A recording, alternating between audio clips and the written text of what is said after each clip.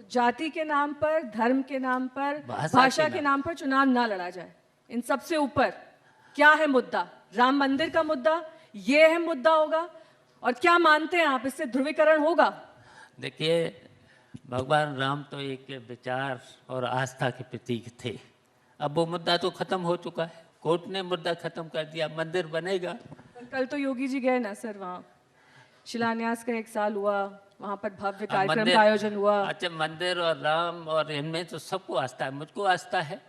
और जैसे ही मंदिर बनेगा सबसे पहले हम जाएंगे, दर्शन करेंगे रामलला के, बने तो।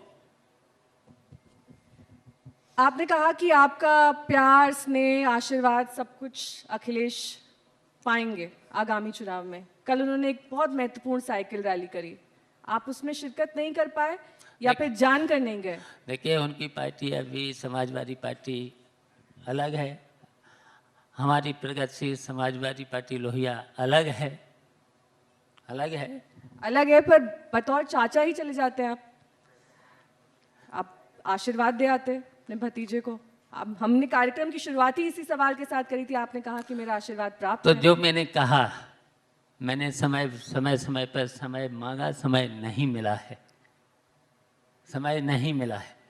लेकिन मैं जानता हूं कि देखिए, समाजवादी पार्टी जब मेरा तो 40 साल का समाजवादी जो सफ़र है, जो मैंने नेताजी के साथ काम किया है, नेताजी ने दुश्मनों को भी गले लगाया और गले लगा करके उन्हें संतुष्ट किया है और संतुष्ट करके आगे बढ़े हैं। ये किस दुश्मन की बात कर रहे हैं आप? आजम खान की बात कर रहे हैं? आजम साहब दुश्मन नहीं थे। आपको लगता अगर नहीं उनके साथ, आपको जानकारी है तो पता कर लेना। आपको लगता है कि उनके गले साथ, लगाया है, मैंने आपको कहा लगता है कि गले उनके लगाया साथ और अन्याय आगे हुआ है बढ़े सर? हैं, बढ़े हैं। आजम खान दुश्मन नहीं थे, साथी थे। और नेताजी ने दुश्मनों को भी, मैंने कहा, गले लगाया, वो तो साथी थे। समाजवादी परिवार में और जितने भी समाजवादी लोग हैं, एक परिवार के रूप में रह कर के चले हैं, तब पार्टी इतनी बड़ी है। नेताजी तीन बार मुख्यमंत्री बने हैं, एक बार रक्षा मंत्री बने हैं। तो ये मेरे कहने का मतलब है। और उसी तरीके से अगर भतीजा चले तो मुझे क्या ऐतराज, नेताजी की राह पर चले।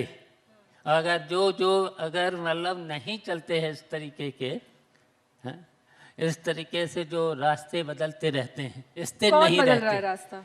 स्थिर नहीं रहते हैं। कौन नहीं स्थिर रह रहा है? अभी आप नाम ही नहीं ले रहे किसी का।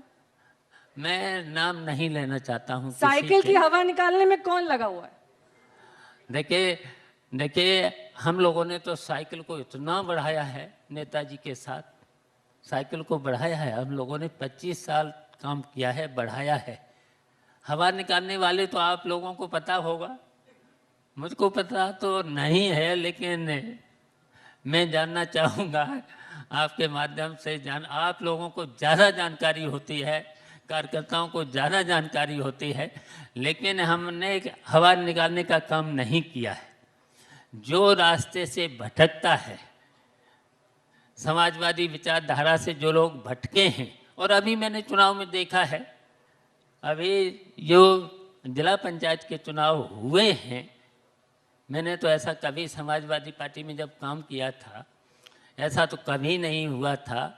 समाजवादी पार्टी के लोग लुटे पिटे और ठगे, ये मैंने कभी समाजवादी पार्टी में नहीं देखा था। जो समाजवादी में हुआ है तो कष्ट तो होता ही है। इतने जब 40 साल का हमारा समाजवादी सफ़र रहा है, मैंने बड़े बड़े उतार चढ़ाव भी देखे, मैंने सरकारें बनाई हैं, गिराई हैं, तो मैंने बहुत कुछ समाजवादी में काम किया है। और जब देखा मैंने कि समाजवादी पार्टी के इस जिला पंचायत के चुनाव में लूटे पिटे और ठगे, तो कष्ट तो होता ही है। बहुत पीड़ा है आपको, लेकिन ये पीड़ा वैचारिक है, राजनीतिक है या फिर पारिवारिक है? देखिए, मैंने तो नेताजी से सीखा। नेताजी ने हमेशा परिवार को लेके चले, फिर गांव को लेके चले, फिर पूरी समाजवादी पार्टी को लेकर के चले। हम तो उसी राह पर चल रहे। और जब तक देखिए, जब तक कोई भी पार्टी हो, जब तक पार्टी में त्याग और संघर्ष करने वाले लोग नहीं होंगे, पार्टी आगे नहीं बढ़ेगी।